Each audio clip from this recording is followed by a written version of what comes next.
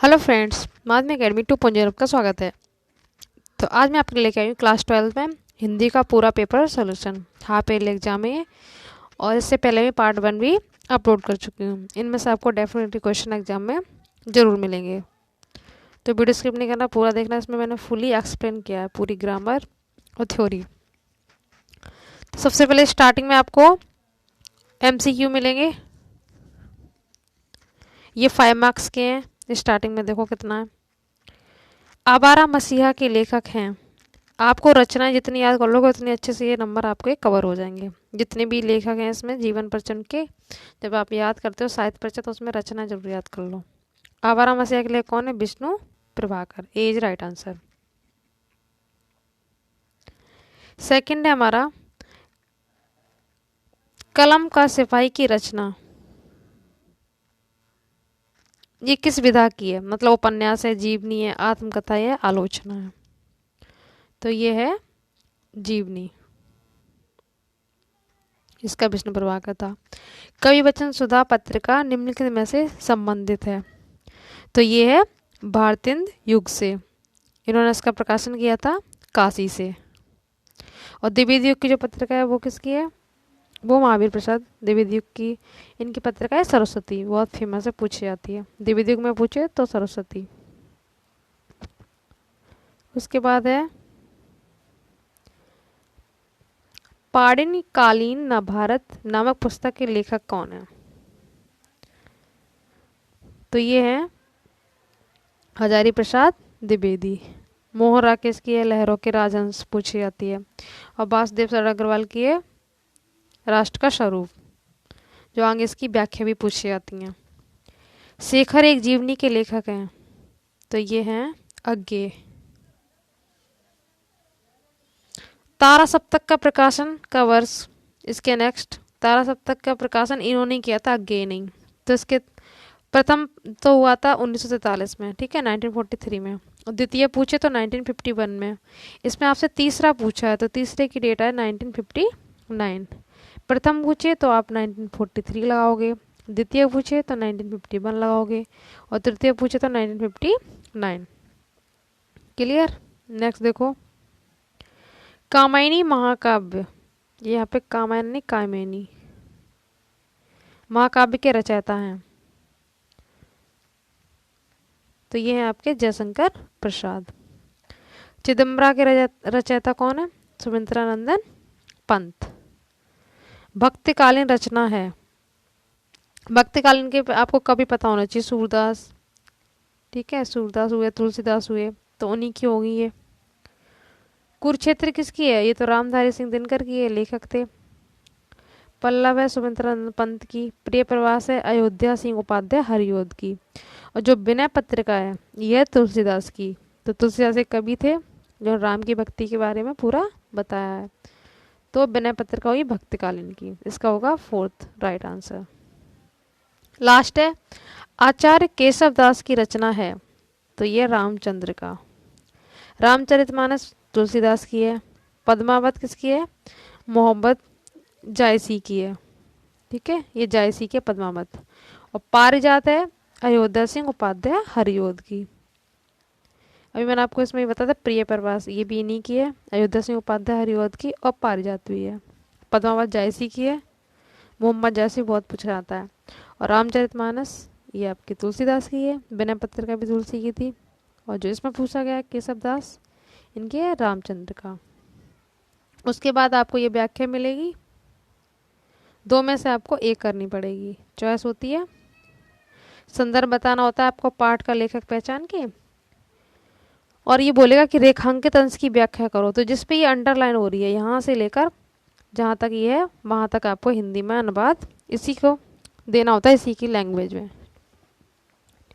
इसी तरह से कर लेते हैं कि लेखक कहना चाहता है कि इसी लाइंस को अपनी भाषा में कर देना है। और भी आपको डिटेल में दो क्वेश्चन कैसे पूछे गए। सबसे पहले इसकी पहचान देखो, जिसमें ये राष्ट्र आ जाए ना, ये राष्ट्र राष्ट्रीय है, तो ये ट्रिक है आपको। तो चैप्टर कौन सा होगा? राष्ट्र का स्वरूप।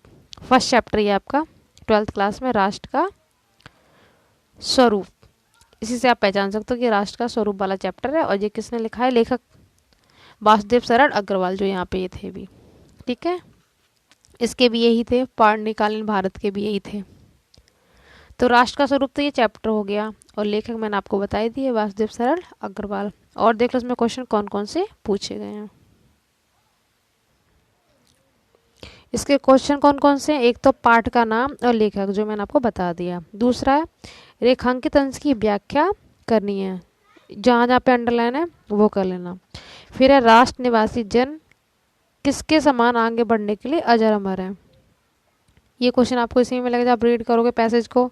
फिर जन का जीवन किसकी तरह है और जन का प्रभाव कैसा होता है, तो आप इसको रीड करोगे तो उसमें से आंसर आपको मिल जाएंगे।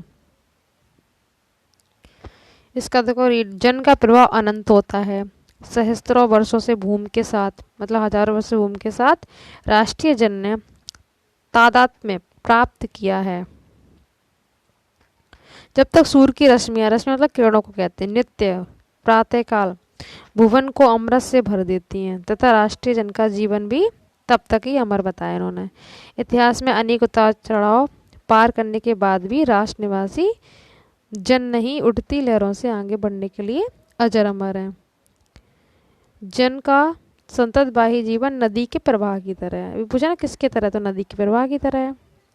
इस तरह से आप इनके आंसर दे सकते हो। रेखांकित अंश आप इस तरह से पढ़ के दे दोगे। फिर है थर्ड, राष्ट्र निवासी जन किसके सामने आगे बढ़ने के लिए अजर अमर है, तो इसका आंसर आप इसी में से लिख सकते हैं कि जब तक सूर्य की किरणें नित्य प्रातःकाल भुवन को अमृत से भर देती हैं, तब तक राष्ट्रीय जन का जीवन भी अमर है। अभी आपने पीछे पढ़ा था, जैसे मैंने आपको बताया था। फिर जन का जीवन किसकी तरह है, तो ये इसका संबंध है कि जीवन की गतिशीलता से। ठीक है, जीवन की गतिशीलता से इसका संबंध है, गतिशीलता से, कि जीवन में गतिशीलता बनी रहती है। फिर जन का प्रभाव कैसा होता है, अभी आपको जस्ट बताया, नदी के प्रभाव की तरह होता है। ये हो गया। फिर सेकंड वाली है, मगर उदास होना भी बेकार है, अशोक। जैसे मैंने उससे पहले वाले में आपको पहचान बताई, राष्ट्र राष्ट्र ये सब आ जाता है, इसमें आपको कहीं अशोक, अशोक एक पेड़ का नाम है। ठीक है, और ये वाला जो चैप्टर है हजारी प्रसाद द्विवेदी ने लिखा है, और चैप्टर का नाम है अशोक के फूल। ठीक है, अशोक के फूल, और इन्होंने लिखा है, ऐसे इसमें आपको कर देना सेम। इसका भी पहला क्वेश्चन संदर्भ में आपको ये लिखना है, पाठ का नाम और आपको लेखक का नाम। प्रस्तुत गद्यांश हमारे पाठ्य पुस्तक गद्य के अशोक के फूल नामक पाठ से लिया गया, और इसके लेखक कौन है, हजारी प्रसाद द्विवेदी। रेखांकित अंश का मतलब वही है, अभी मैंने आपको जस्ट बताया कि यहाँ से मगर से लेकर पूरा बदलती तक आपको अपनी भाषा में दे देना है। लेखक कहना चाहता है कि मगर उदास होना भी बेकार है, अशोक के पेड़ की बोलना कि आज भी उसी मौज में जिससे आज से 2000 वर्ष पहले था। मतलब उसकी कोई भी मनोदशा नहीं बदली, कुछ नहीं बदलता है। तो इसी प्रकार मनुष्य की मनोवृत्ति बदल जाती है। इस तरह से आपको लिख देना पूरा बना के। लेखक की दृष्टि में उदास होना भी क्यों बेकार है, इसका मतलब यही कि आपको कभी अशोक के पेड़ की तरह बता कि हमेशा मौज में रहो, कभी उससे सैड होने से भी कुछ आपको नहीं मिलने वाला है, तो कभी आपकी मनोवृत्ति बदलनी नहीं चाहिए। अशोक आज भी उसी मौज में क्यों है, तो इसका भी वही है, क्योंकि उसने कभी उदास होना सीखा ही नहीं है, उसकी मनोवृत्ति भी कभी बदली नहीं है, इसीलिए वो हमेशा मौज में रहता है। अगर मनुष्य भी ऐसे ही कभी अपनी मनोवृत्ति ना बदले, हमेशा ऐसे ही खुश रहे, तो वो भी इस तरह से मौज में ही रहेगा, कभी ना सोचे तो। उसके बाद प्रस्तुत गद्यांश में लेखक ने किसकी बदलती मनोवृत्ति के परिणाम की विवेचना की है, तो मन में जो भी प्रवृत्तियाँ आती हैं मनोवृत्ति, उसी का परिणाम बताया इसमें। तो इस तरह से आप कर सकते हैं। चॉइस आपको एक ही करनी है। पहचान मैंने आपको बता दी, इसमें अशोक के फूल में हर कहीं अशोक इस तरह से मिल जाएगा, और राष्ट्र के स्वरूप में राष्ट्र। फिर आपको इसमें करनी है काव्य में, सेम दो मिलेंगे, आपको एक करनी है, ये और ये सच है तो अब लौट चलो तुम घर को, ये वाला। इसका संदर्भ बताना सेम, फिर रेखांकित अंश की व्याख्या सेम, विधवा वेश में कई कैसी प्रतीत हो रही थी, किस रूप में दिखाई दे रही थी, ये सब आपको बताना है। इसका संदर्भ आप कैसे लिखेंगे? इसमें लिखते हैं गद्य में प्रस्तुत गद्यांश। इसमें काव्य की बात है, पद्य में से लिया गया तो प्रस्तुत पद्यांश लिखेंगे, और संस्कृत की व्याख्या होगी तो प्रस्तुत संस्कृत खंड लिखेंगे। क्लियर? ऐसे करना है आपको। तो पद्यांश कैसे लिखोगे कि प्रस्तुत पद्यांश मैथिली शरण गुप्त द्वारा रचित महाकाव्य साकेत। ये मैथिली शरण गुप्त ने लिखा था साकेत, बहुत फेमस है इनका महाकाव्य। जैसे कामायनी है ना जयशंकर प्रसाद का, वैसे इनका भी फेमस है। तो साकेत का जो 8वां सर्ग है, कौन सा? 8वां सर्ग, के कैकई का अनुताप। क्या है? कैकई का अनुताप, इससे लिया गया है। आप ये सब याद ना कर पाओ तो बस इतना याद रखना कि मैथिली शरण गुप्त ने से लिखा है और कैकई अनुताप से, कैकई का अनुताप से लिया गया है। अब ऐसे कौन से महाकाव्य से? साकेत से। इसे आप ब्लैक से लिख के हेडिंग में इन्वर्ट कॉमा से क्लोज कर देंगे, इससे इंप्रेशन थोड़ा अच्छा पड़ता है। क्लियर? ये हो गया इसका संदर्भ। लेखक का नाम, चैप्टर का नाम ब्लैक से अच्छे से लिखाना, जिससे यूपी बोर्ड में उससे क्लियर दिखे एग्जाम में। फिर रेखांकित अंश की व्याख्या करनी है। इसमें क्या है कि ये सच है, अब लौट चलो तुम घर को। इसमें क्या है कि कैकेयी जब वन में गई राम को वापस लेने के लिए, जब उनको बोलती है राम से कि अब वापस चलो, जो मैंने बोला था वो सब भूल जाओ, ठीक है, तो ये इस तरह से उनसे रिक्वेस्ट करती हैं। तो वही इसकी आपको व्याख्या देनी है। ये बोलते हैं कि हे राम, ये तुम्हारी बात सत्य है, तो माँ होते हुए मैं आपको समझ नहीं पाई, इस तरह से वो कामना करती हैं। इसमें जो लिखा है ना, चौके सब सुनकर अटल के कई, इसमें अंडरलाइन नहीं है, यहाँ से अंडरलाइन होगा। इस तरह से बोलती हैं वो, और उनको विधवा के वेश में देखकर सब चौंक जाते हैं। ये हो गया। फिर देखो विधवा वेश में कई कैसी प्रतीत हो रही हैं, तो इस तरह से सफ़ेद वस्त्र धारण किए ऐसी प्रतीत हो रही थी जैसे मानो कोहरे से ढकी चांदनी हो, जैसे कोहरे ने ढक लिया हो, इस तरह से है। और फिर उसके बाद है सिंगनी जैसा रूप धारण करने वाले कैकेयी इस समय किस रूप में दिखाई दे रहा था। जिस तरह से उन्होंने 3 वरदान मांगे थे कि राम को वनवास करें, तो बोलने के उस टाइम तो वो सिंगनी की तरह दहाड़ रही थी, पर जब वो वन में राम को लेने जाती हैं तब किस तरह से दिखाई दे रही थी? तब वो एक निर्मल शांत, गंगा के समान शांत शीतल, ठीक है, इस तरह से दिखाई दे रही थी, बिल्कुल शांत। तो ये इसका हो जाएगा। अब गौमुखी गंगा यहाँ पे आ गया ना।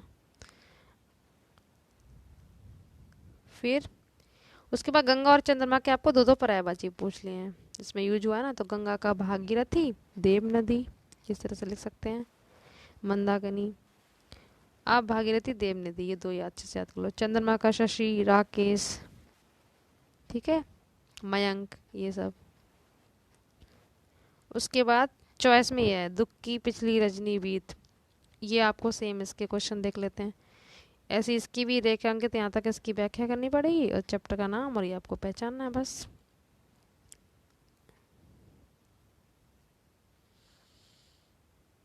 इसमें भी यही रचना और रचनाकार पूछा है।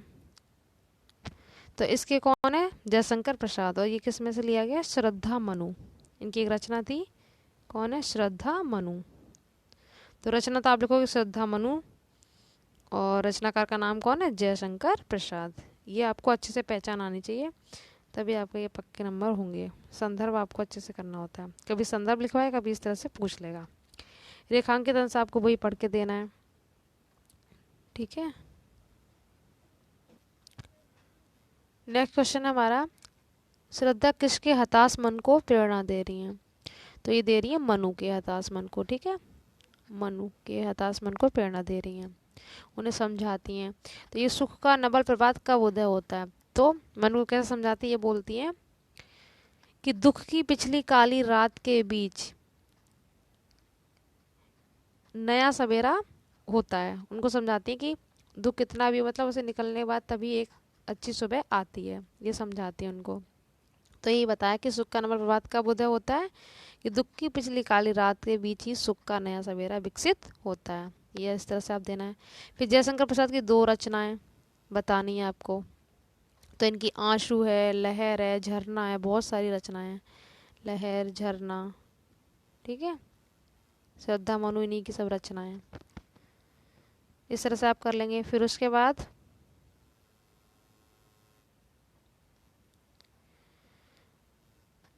किसी एक लेखक का जीवन परिचय आपको देना है, 3 में से आपको एक कर लेना है। वासुदेव हजारी प्रसाद खूब पूछते हैं, इंपॉर्टेंट हैं, और इनकी आपको रचनाएं भी आनी चाहिए।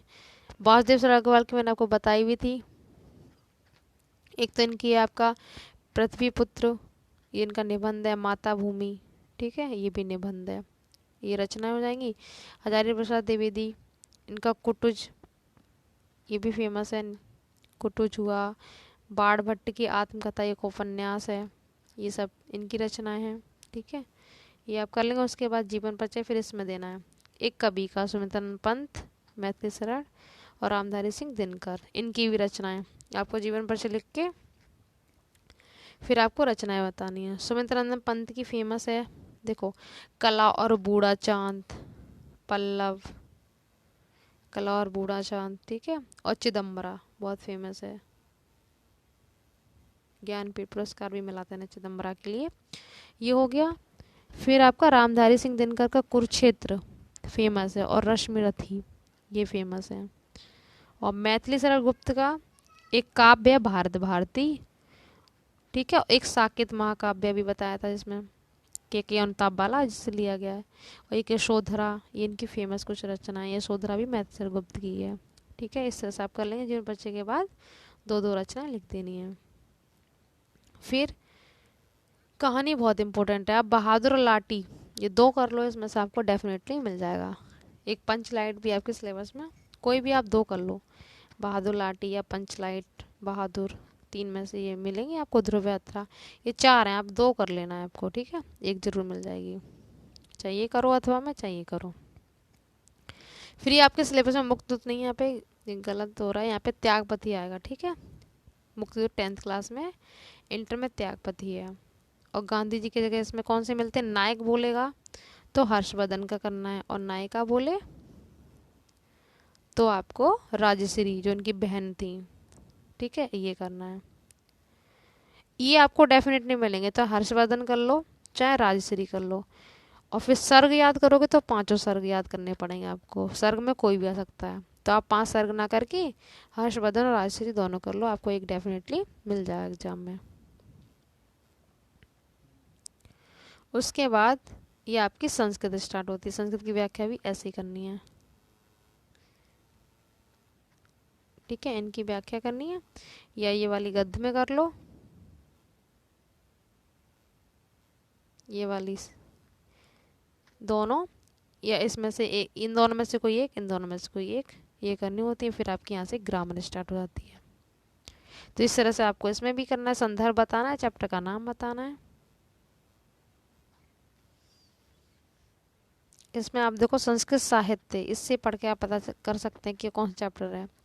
ये है आपका संस्कृत भाषाएं महत्वम, मतलब संस्कृत भाषा का महत्व, ये फर्स्ट चैप्टर है आपका।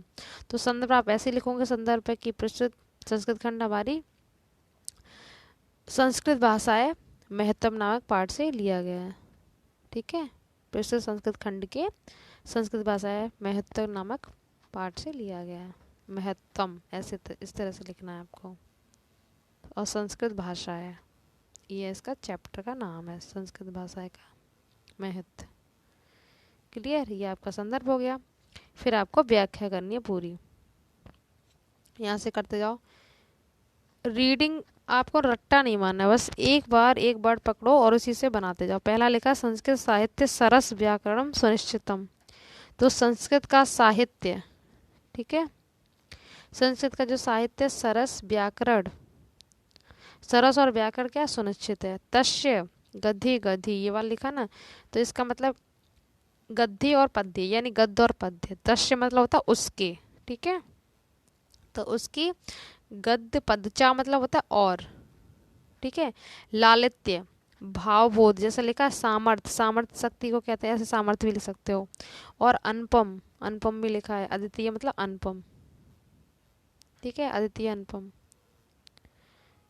फिर इसका लिखना है आपको श्रुति माधुर्य है, सेम यही लाइन है, देखो संस्कृत साहित्य सरस व्याकरण, संस्कृत साहित्य सरस और व्याकरण सुनिश्चित है। फिर आपको लिखना उसके गद्य पद्य और लालित्य भावबोध सामर्थ्य और अनुपम श्रुति माधुर्य है। ठीक है, फिर किम बहुना चरित्र निर्माणम, किम बहुना मतलब अधिक, किम मतलब क्या, अधिक क्या कहें, चरित्र निर्माण की जैसी। ठीक है, चरित्र निर्माण की जैसी अच्छी प्रेरणा, देखो यहाँ पे लिखा है चरित्र निर्माण की जैसी, यादृश्य मतलब अच्छी, अच्छी प्रेरणा। फिर आपको देखना संस्कृत साहित्य, संस्कृत साहित्य ददात मतलब देता है, वैसा कोई ना मतलब नहीं, वैसा कोई साहित्य नहीं देता है, ये इसकी हिंदी हो जाएगी। सेम इसी से एक लाइन पकड़ते जाओ और करते जाओ।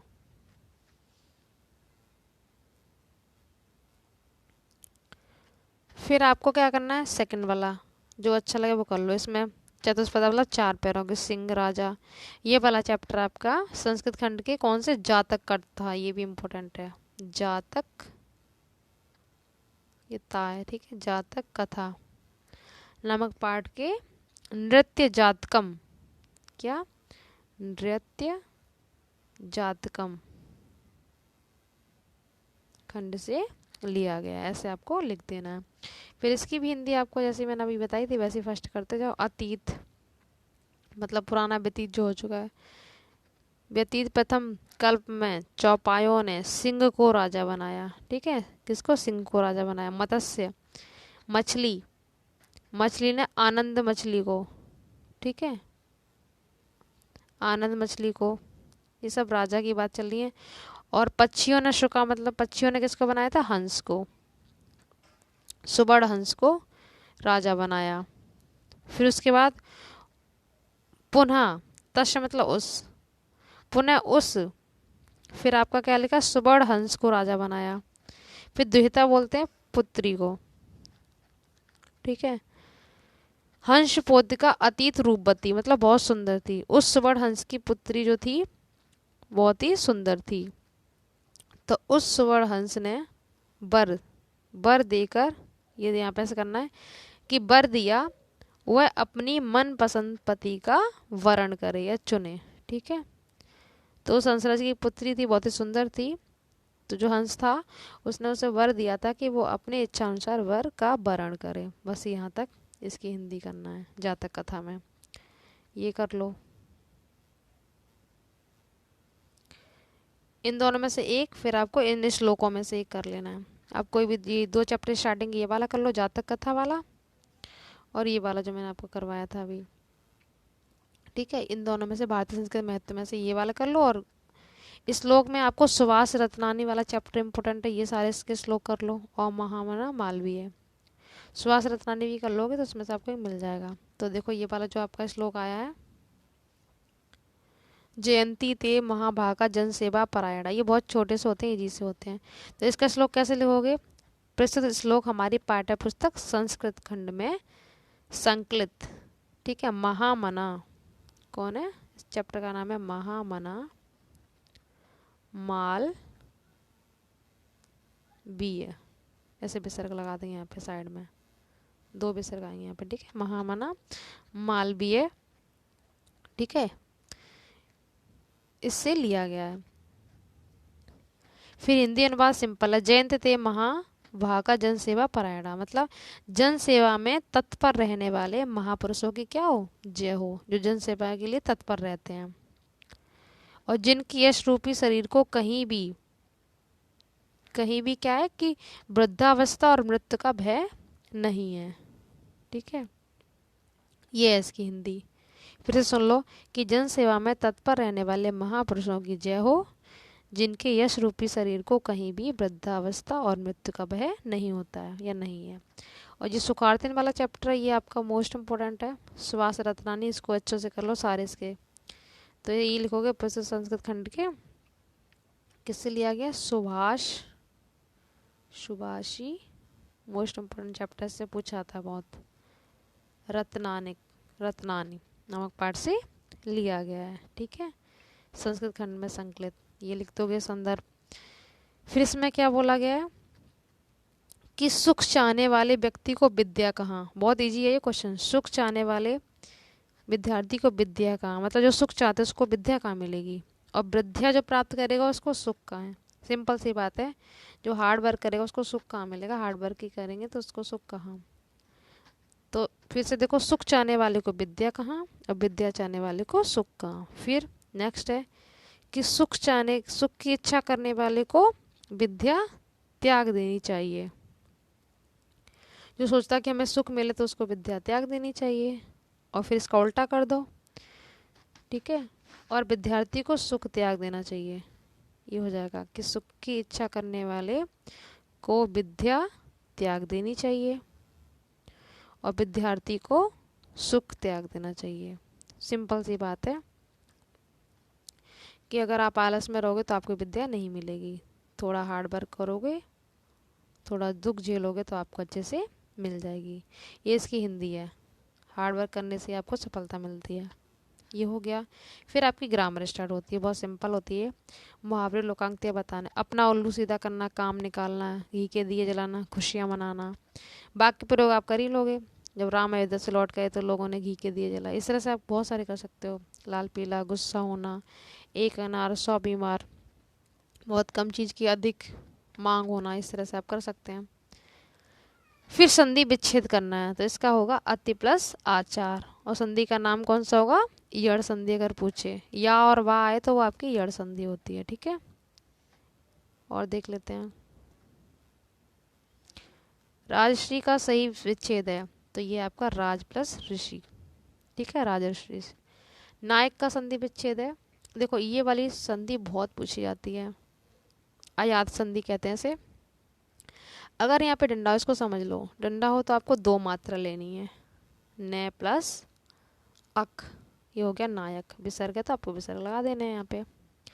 और यहाँ पे डंडा ना हो तो आपको 1 मात्रा लेनी है। जैसे आपसे पूछा था भवन, तो यहाँ पे 1 लेंगे, वो प्लस अन, ठीक है। पवन तो पो प्लस अन, नायक हो गया। तो नायक में आपको 2 मात्रा, डंडे वाले में ये लेनी है न प्लस अक। अगर यहाँ पे बोलता शायक तो आपको 2 मात्रा वाले लेने हैं, श प्लस अक, ठीक है। आयात वाली पूछी आती हैं। फिर पावक, तो इसमें 2 आएंगे ऐसे करके, फिर अक, ठीक है। इसका अलग से संधि का ले लूँगी, समझाऊंगी जब आपको, तब अच्छे से आ जाएगा। तो न प्लस अक, ये खूब पूछी आती, नायक इम्पोर्टेंट है। फिर उसके बाद आपका है कि आत्मानम शब्द में विभक्ति बतानी है, ठीक है। ये कौन सी है, तो इसमें द्वितीय और एक वचन। कौन सी है, द्वितीय और एक वचन, ये आपको याद करने पड़ेंगे। इसके नामना शब्द है, इसमें है आपका तृतीय और एक वचन, पहला है तृतीय और एक वचन। इसमें सही अर्थ लिखना है। जलद और धा, मैंने आपको बताया था, दा मतलब बादल, धा लग जाए तो समुद्र, ये ट्रिक है। दा जिसमें दा लगा दो वो बादल का बन जाएगा, जिसमें धा लगा दो उसमें समुद्र का बन जाएगा। तो पहले में बादल, दा वाला पहला ये होगा बादल और धा होगा समुद्र, 20 का राइट आंसर हो जाएगा, ठीक है। ये हो गया। फिर नीर और नीड़, नीर का मतलब क्या होता है, जल, पहले में जल ये रहा, और नीड़ का होता है घोंसला, जल और घोंसला। एक रचना पूछी जाती है, नीड़ का निर्माण फिर, तो ये हरवंश राय बच्चन की है। नीड़ का मतलब वहाँ पे घोंसला ही होता है, तो नीर मतलब जल, नीड़ मतलब घोंसला। ये हो गया। फिर आपको ये अर्थ लिख देने सही सही।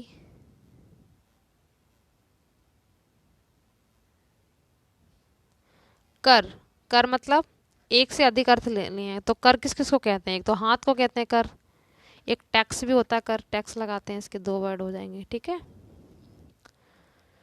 फिर आपका लिखना है हंस। हंस को क्या क्या होता है, हंस कह सकते हैं, एक तो आपका पक्षी होता है, ठीक है, एक सूर्य को भी बोला जाता है। गुरु, गुरु किसे कहते हैं, कोई बड़ा भाई, इन सबको आप गुरु, ठीक है। कनक, सोना, धतूरा, ये इसके वर्ड हो गए, 2 2 ही तो लिखने हैं। फिर आपको 1 वर्ड लेना है। जिसका कोई शत्रु ही पैदा ना हो तो अजात शत्रु, ठीक है, इस तरह से लिखेंगे, अजात शत्रु।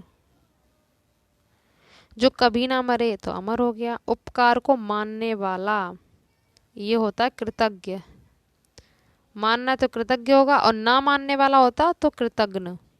ये दोनों बहुत पूछे जाते हैं। मानता है तो कृतज्ञ लिखेंगे, इसमें कृतज्ञ आएगा। ना मानने वाला तो कृतज्ञ। ठीक है। जंगल में लगने वाली आग को दावानल आग कहते हैं। क्या? दावानल। इससे पहले वाले पार्ट 1 में मैंने आपको बताया था दावा, दावानल। ये हो गया, यहाँ तक हो गया हमारा। फिर आपको ये शुद्ध लिखने हैं। नीता और सूरज नृत्य कर रहा है, रहा नहीं रही आएगा, मतलब दो है यहाँ पे। ये तो आप कर लोगे आराम से। सूर्य पूरब दिशा में निकलता था, यहाँ पे है होगा, अभी तो निकलता है। ठीक है। सभी में, सभा में अनेकों व्यक्ति उपस्थित थे, अनेकों नहीं आएगा, क्या आएगा? अनेक। इस तरह से आप ये तो बहुत ही जोते कर सकते हो।